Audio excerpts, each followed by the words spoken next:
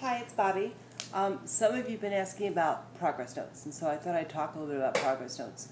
One of the things that you need to remember is that if something doesn't exist in the chart, it didn't happen.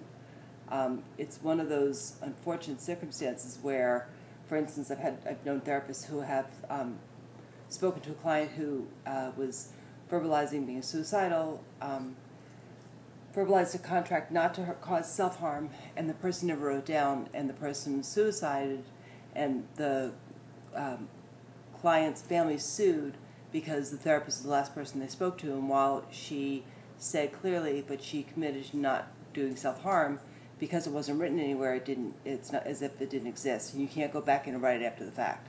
So if it doesn't exist in the record, it didn't happen.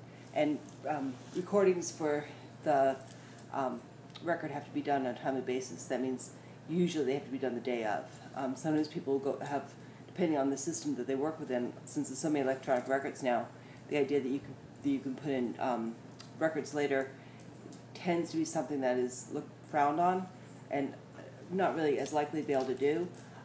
But there are ways of being able to do that, but you should really never go more than a day if you have to without recording what it is that happened during a session. And one of the important things is that you want to be able to record not only what the client did and said, but also then your assessment of that and what that means in terms of future planning.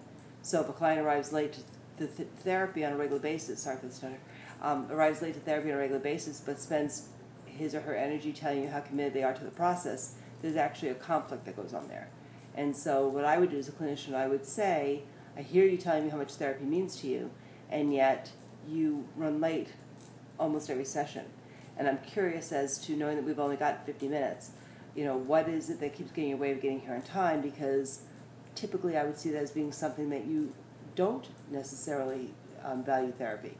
And, and then I would write down the client was late, I'd talk about the discussion that we had, and then I would talk about whatever it was that's come as an outcome from that. So talk about the assessment of, the fact that the client may be having issues that tend to get in the way of being on time, or that the client was incongruent with what they were saying and what they were doing.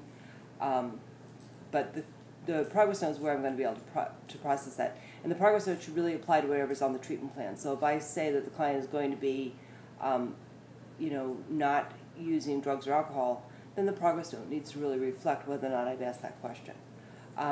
In reality, if something's not on a treatment plan, then as a clinician, typically it's not something that you would work on. So, if I have clients who are in a treatment program, unless there's something in the individual treatment plan that indicates the different activities they're going to be doing, they don't really need to be doing it because it's not indicated as being part of their treatment.